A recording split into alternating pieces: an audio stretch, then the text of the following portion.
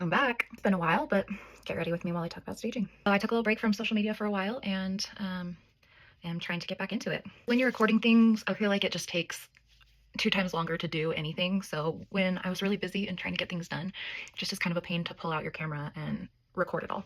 I think last you guys saw is probably assembling furniture or something. Thankfully, I think we've gotten to the point with our inventory where we have enough that I'm not having to purchase as much lately. If I am, it's like one thing here or there, which has been really nice. I was just getting a little bit burnt out with doing social media on top of everything else. So that's why I took a little break. We were right in the middle of like parade season, and it just was nice to focus on the parts of staging that I really love and not have to worry about putting it all on camera. As a business owner, I know a lot of you probably feel that same stress of like, I need to be recording this and I need to have it perfect and everything needs to look amazing. And sometimes I don't like that. And I just like to sit and focus on what makes me happy. Let's just talk a little bit about what I do, I guess. If you're following me, you probably know that I run and own Style House. We're based in East Idaho, and our hub is in Idaho Falls, but we do travel a little bit outside of that, usually about an hour outside. We only deal with vacant homes, and we work primarily with real estate agents, but we do have a few for sale by owners that we have worked with in the past. As far as pricing goes, our price starts at $28.50. That includes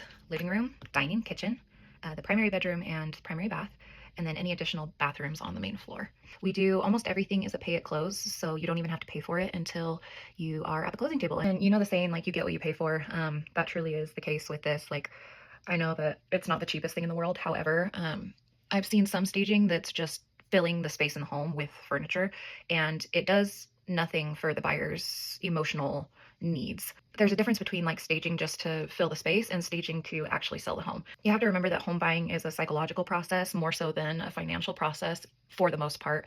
You want to emotionally attach people to the home, and you want to make it memorable. If they see 5 houses within the span of, a couple hours, they are more likely to remember the one that's staged. So when you're paying us to stage a home, we are decorating the home. We're trying to evoke that emotion out of people because it's nicely done. We really do try to make it look decorated rather than staged. You can tell when you walk into a home and the agent just wanted the space filled versus they wanted it, decorated. The other thing that we run into often is our clients become concerned that we're only staging the primary bedroom and not any of the other bedrooms.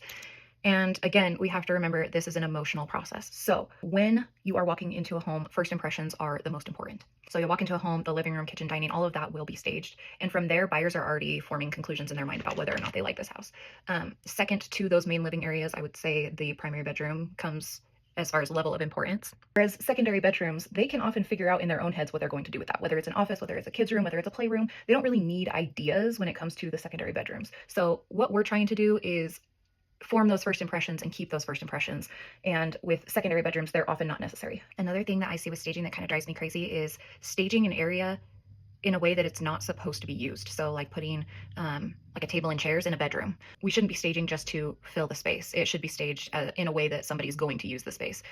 So a bedroom having a dining setup wouldn't really make sense, and it doesn't make sense to the buyers, and it's really distracting at that point. So it's doing the exact opposite of what you would want. Obviously, I've only been in the staging business for 4 years, so I'm not perfect at everything. However, I have been in real estate since 2012, so I do understand what it takes for a buyer to purchase a home, and we are there to basically help that process along. I would also love to know if there are stagers in our area that service like Island Park, Jackson Hole. We get a lot of requests for those areas, but we don't currently service that area. So I would love to have somebody that I can refer them to, because we do get that question a lot, and unfortunately we do not service that area. Some of the other questions that we get, we're asked quite often how long the contract is for.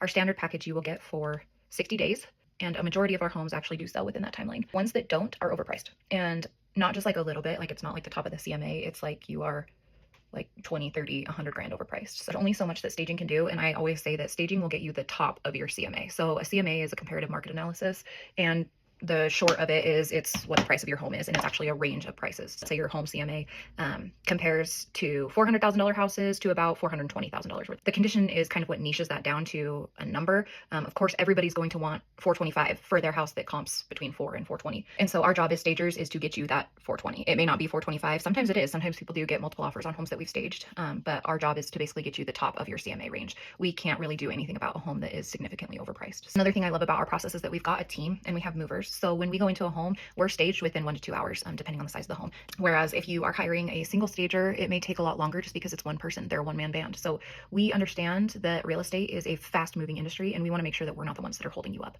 because time is money, right? And so we try and make it as quick as possible. And then we also, I own another business. I own a real estate photography company. That was actually our first business.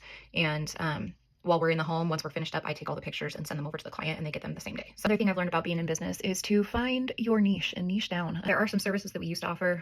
We used to do occupied staging for homes that still have people living in them. We used to do consultations for people that still lived in their homes, and we don't do those anymore. We have referred those out to other stagers that do those things in their business. We've just found that what we're really good at is staging vacant homes, and that's what brings in our target clients, and that's what avoids burnout and keeps us doing the things that we love to do. So if you are currently a business owner, maybe take heed and figure out what clients you like working with best, and stop taking on the ones that you don't like working with. I'm a huge believer that there's enough for everyone. Like, I am of an abundance mindset. Everybody can get exactly what they want in this life, and there's enough to go around. I actually appreciate when I see competition, because that means that I have other people that I can work with to give everybody the same level of service. So I like having other photographers in the area that service areas that we don't, or that complete projects that we don't, because I don't, but I would love to help whoever is asking for that service. And I want to make sure that everybody's getting a good level of service, regardless of if I'm the one that can give it to them or not.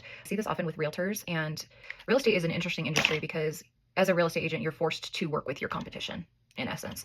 If you want to sell a house, chances are that you are not going to be the one to find a buyer. It does happen sometimes, obviously, but not always, and you're forced to work with another agent. I think that if you kind of change your mindset and you look at those people as peers and not as competition, but as collaborators, then you can be much more successful in your business. And I say that because there are clients that you don't want to work with. I know that as a business owner. I know that there are times when I just know this isn't a good fit for our business, whether it's too far away, or they're asking for items that we don't have, or whatever it may be. And so in that event, I would love to be able to refer those people to somebody instead of just being like, nope, sorry, can't help you. I love being able to say, hey, we don't offer that service, but so and so might. And I always give like 2 or 3 names if I can. So I've been doing that with photography for years. I always get a lot of like Island Park requests, which is not an area that we service.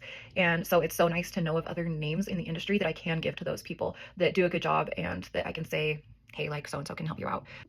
So yeah, owning a business is quite a mental game, but once you learn just to kind of stay in your lane and do your own thing, and once I learned that I just appreciate the clients that I've got, and I know that there's enough to go around for everybody, it really changed my mindset on building my business. And I'm so happy with where we are right now, and I'm so appreciative of the people that continue to use us. I never go a day without reminding myself who puts food on my table. So if you have used us for staging or photos or whatever it may be, just know that I'm really, really appreciative of that. And that loyalty doesn't go unnoticed. This video is getting really long, but if you have any questions or want to know anything about staging, how we do things, me, my business, whatever it might be, I really am an open book. I love sharing. And again, if you are in East Idaho and you need staging services or real estate photography, or if you are in the entire state of Idaho and you need administration services like transaction coordination, we do offer that as well. And of course, I would love any feedback. So if you guys don't stage your vacant homes, let me know why. What can we do as a business to help you change that? Because I truly do believe that it's a huge selling point for your business. Yeah, feedback is welcome, and I hope you guys have a great day.